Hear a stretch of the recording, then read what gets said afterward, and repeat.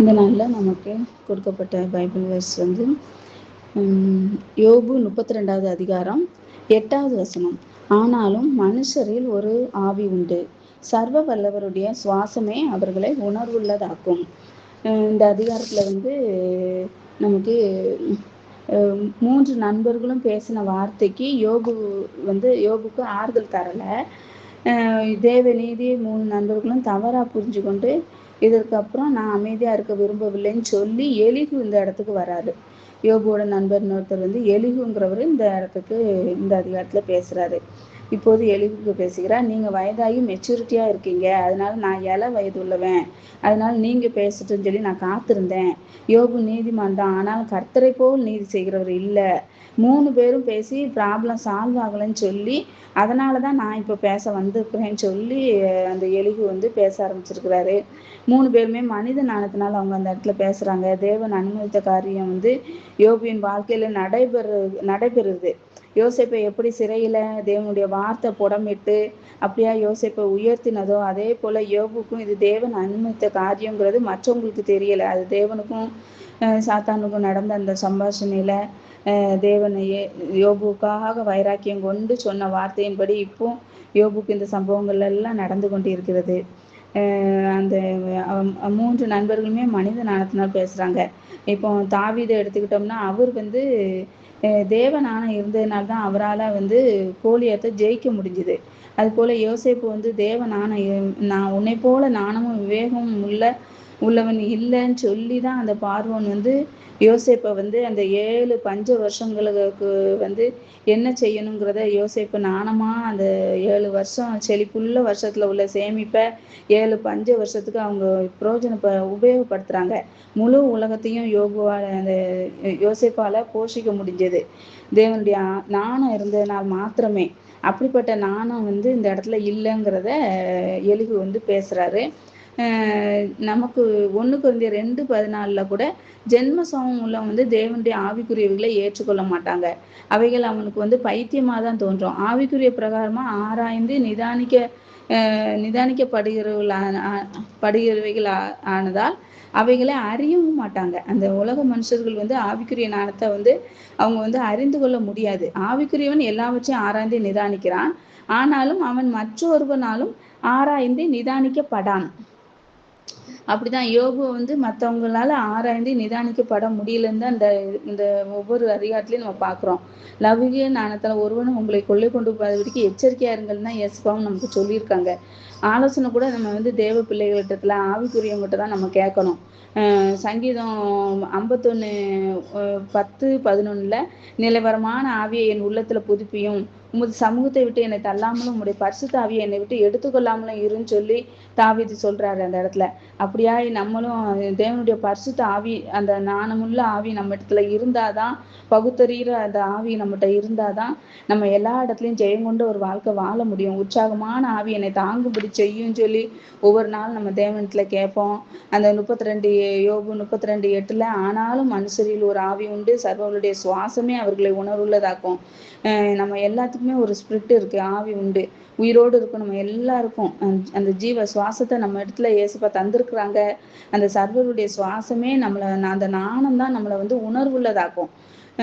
ஆதியாகமம் 2:7 தேவனாய கர்த்தர் மனுஷனை பூமியின் மண்ணினாலே உருவாக்கி ஜீவ சுவாசத்தை அவங்க நாசியில ஊதினார் அப்படிங்கிற வசனம் இருக்கும். அப்படியா தேவன் தான் கர்த்தர் தான் நமக்கு வந்து ஜீவ சுவாசத்தை இன்னைக்கு நாசியில நமக்கு சுவாசம் இருக்குன்னா அது ஏசப்பா கொடுத்த அந்த ஜீவ சுவாசம் தான். வயதுக்கும் ஆவிக்கும் சம்பந்தம் இல்லை. பிறந்த குழந்தைக்கும் முதியோருக்கும் எல்லாருக்குமே ஒரு ஆவி உண்டு. அந்த அர்த்தத்துலாம் எலிகு வந்து இந்த இடத்துல பேசுறாரு. சர்வவளுடைய சுவாசமே நம்ம வந்து உணர்வுள்ளதான் மாற்றும். சங்கீதம் 119:30 உம்முடைய வசனத்தின் பிரசித்தம் வெளிச்சம் தந்து பேதைகளை உணர்வுள்ளவர்களாக்கும். அப்படிதான் சர்வவளுடைய சுவாசம், தேவனுடைய வார்த்தை நம்மளை வந்து தந்து அந்த வெளிச்சம் தரணும். அந்த வசனத்தின் பிரசித்தம் வெளிச்சம் தந்து பேதைகளை உணர்வுள்ளதாக்கும். நம்மளை வந்து உணர்வுள்ள நம்ம அந்த வசனத்தை வாசிக்க நம்மளுடைய பேதை தன்மைகள் எல்லாம் நம்மளை வச்சு அகன்று நம்மளை இயேசுப்பா வந்து அந்த வசனத்தின் வெளிச்சம் வந்து நம்மளை உணர்வுள்ளவங்களா மாத்திடும். அப்படியா வல்லமையுள்ள வார்த்தை, இருபுறம் கருக்குள்ள பட்டயம் அந்த வார்த்தை.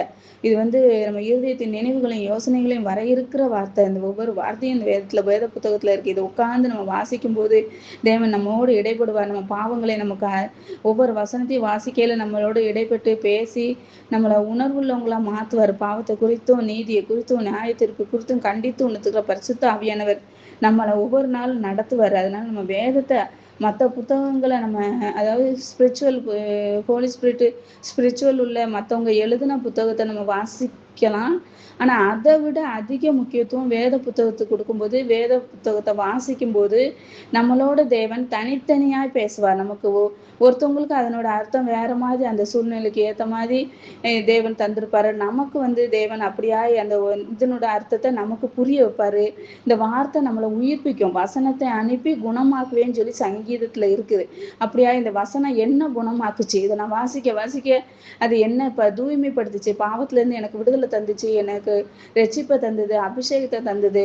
அப்படியா எனக்கு ஒரு நாள்ல நான் நோயுற்று இருக்கையில எனக்கு இந்த வசனம் தான், இதை வாசிக்க என்னை அவருடைய வசனம் என்னை குணமாக்கும் அப்படிங்கிற சங்கீதக்காரன் எழுதி வைத்தது போல அவர் வசனம் என்னை குணமாக்குச்சு. பரிசுத்த ஆவியானவர் எனக்கு சுகம் கொடுத்தாரு. அப்படியா வேத வசனங்கள் எல்லாம் தேவ ஆவியினால் அருளப்பட்டிருக்கிறது. தேவனுடைய மனுஷன் தேறினவனாகவும் எந்த நற்கரியும் செய்ய தகுதியுள்ளவனாகவும் இருக்கிறபடினால் வேத வாக்கியங்கள் தான் நமக்கு வருகிற பிரச்சனை நமக்கு விடுதலை தர முடியும். வேத வார்த்தைகள் தான் நம்மளை உயிர்ப்பிக்கும். தெய்வீக ஞானத்தை அவர் தருவார், தாங்கிடும் பலன் தருவார், தப்பி செல்லும் வழியை உண்டாக்குவார்.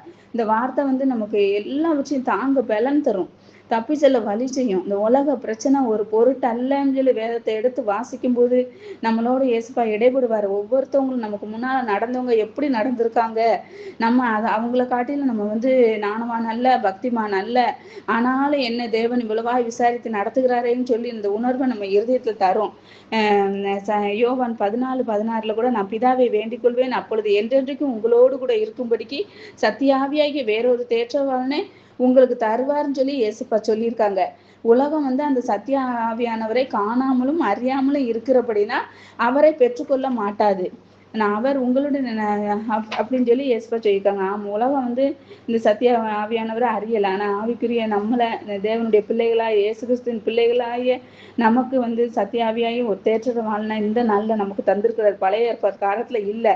அது அப்பப்போ அவங்க ஆவியினால நிரம்பி அவங்க அபிஷேகத்துல நிரம்பி வார்த்தைகளை சொல்லுவாங்க, தீர்க்க தரிசனம் சொல்லுவாங்க. ஆனா இப்பொழுதோ நமக்கு என்றென்றைக்கும் நம்மளோடு கூட இருக்கும்படிக்கு நமக்கு தேவன் பரிசுத்த ஆவியானவரை தந்திருக்கிறார். அவர் உங்களுடனே வாசம் பண்ணி உங்களுடனே இருப்பதா நீங்கள் அவரை அறிவீர்கள். நமக்குள்ள வாசம் பண்ணுகிற பரிசுத்த ஆவியானவர். அப்படியாய் தேவன் ஒவ்வொரு நாளும் நம்ம நடத்துவார். சங்கீதம் 119, 144 கூட, உங்களுடைய சாட்சிகள் நீதி என்றென்றைக்கு நிற்கும், என்னை உணர்வுள்ளவன் ஆக்கும். அவருடைய சாட்சிகளின் நீதிதான் நம்மளை என்றென்றைக்கும் உணர்வுள்ளாக்கும். அப்பொழுது நான் பிழைத்திருப்பேன்னு சொல்லி சங்கீதக்காரர் சொல்றாரு. அப்படியா இவங்களுடைய வசனத்தின்படி என்னை உணர்வுள்ளவன் ஆக்கும்னு சொல்லி இந்த 119 எடுத்தோம்னா அப்படியா நிறைய வசனம் என்னை உணர்வுள்ளவன் ஆக்கும்னு சொல்லி வசனம் இருக்கும். உயிர்ப்பிக்கிற வார்த்தைக்காக தேவனுக்கு நம்ம நன்றி சொல்வோம். இந்த நாள்ல நமக்கு தியானிக்க கொடுத்த வார்த்தையின்படி ஆனாலும் மனுஷரில் ஒரு ஆவி உண்டு, சர்வனுடைய சுவாசமே அவர்களை உணர்ந்தார். நம்ம சர்வனுடைய சுவாசம் நம்மளை ஒவ்வொரு நாளும் உணர்வுள்ள இருதயத்தை தரட்டும். இருபுறமும் கருக்குள்ள பட்டயம் நம்மளை உணர்வுள்ளவங்களா மாத்தட்டும். அப்படியாய் தேவன் நம்மளை நடத்துவார். அவர் நம்மளை கைவிட மாட்டார்.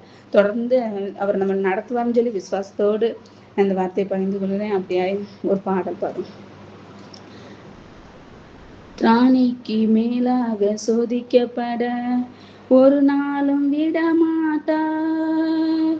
திராணிக்கு மேலாக சோதிக்கப்பட ஒரு நாளும் விடமாட்டார். தாங்கிடும் பலன் தருவார், தப்பி செல்ல வழி செய்வார்.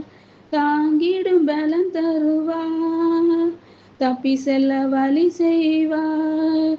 நீ தப்பி செல்ல வழி செய்வார். கலங்கிடவே வேண்டாம், கலங்கிடவே வேண்டாம். நம் இயேசு கைவிட மாட்டார், நம் இயேசு கைவிட மாட்டார். உங்கள் துக்கம் சந்தோஷமாய் மாறும், உங்கள் கவலைகள் கண்ணீர் எல்லாம் மறைந்துவிடும். ஆமே. நல்ல தகப்பனே, உம்மை துதிக்கிறோம் ஐயா, உம்மை ஸ்தோத்தரிக்கிறோம். இந்த நாள்ல நீர் எங்களுக்கு கொடுத்த வார்த்தைக்காய் உமக்கு நன்றி செலுத்துகிறோம் ஐயா. உம்மை துதிக்கிறோம் ஆண்டவரே. ஒவ்வொரு மனுஷனுக்கும் ஆவியை நீ தந்திருக்கிறீரே, உமக்கு ஸ்தோத்திரம் ஐயா. ஆம் தகப்பனே, உலகத்தாருக்கு வேற ஆவி, எங்களுக்கு வேற ஆவின்னு சொல்லி வேறு பிரித்து இந்த உலகத்திலிருந்து எங்களை வேறு பிரித்து எடுத்து அப்படியாய் நீர் எங்களை நடத்துகிறீரே. உங்களுடைய சத்திய ஆவியாகிய தேற்றர் வாழ்ன எங்கள் ஒவ்வொருவருக்கும் நீங்க தந்திருக்கீங்களேப்பா, அதுக்காக உமக்கு ஸ்தோத்திரம் ஐயா.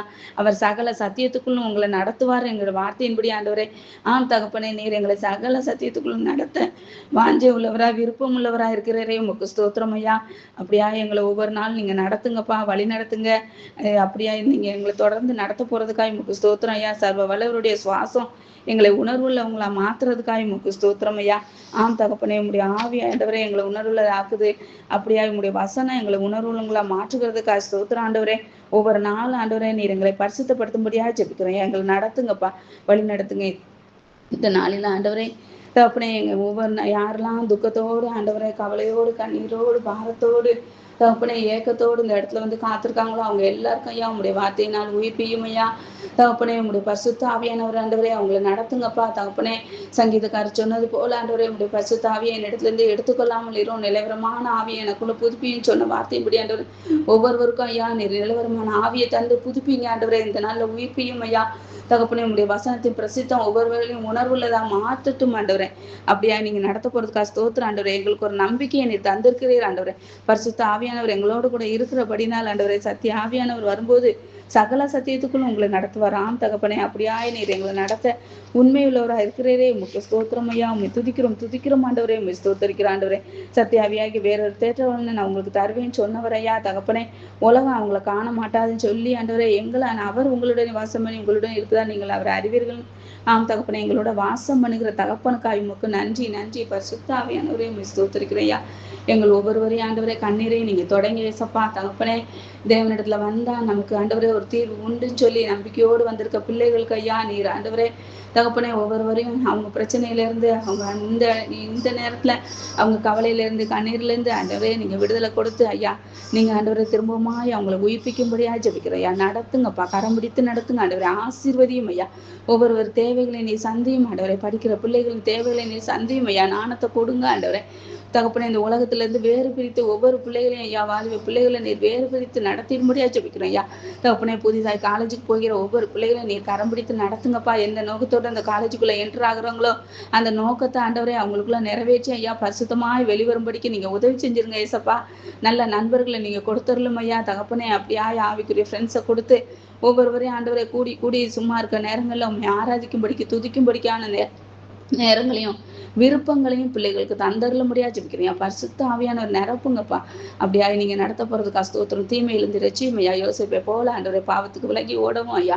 தானியேலை போல உலகத்தால் தான் நாங்க என்னை கரைப்படுத்த மாட்டேன்னு சொல்லி ஆண்டவரே ராஜாவின் போஜனத்தினால் ஆண்டவரே தகப்பனே அப்படியாய் ஆண்டவரே திராட்சரசத்தினால் நான் என்னை தீட்டுப்படுத்த மாட்டேன்னு சொல்லி எவ்வளவு வைராக்கியமா இருந்தார் ஆண்டவரே. அந்த வைராக்கியத்தை ஒவ்வொரு வாலிப பிள்ளைகளுக்கும் எங்க பிள்ளைகளுக்கு நீங்க தந்தரலும்படியா ஜெபிக்கிறேன். அப்படியா நீங்க நடத்துங்கப்பா. அவங்க ஆண்டவரே வீட்டை விட்டு வெளியில இருந்தால் ஐயா நீர் அவங்க சமீபமா இருக்கிறீர், அவங்க கூட இருக்கிறீர் ஐயா. பாதுகாத்தரலும் ஆண்டவரே.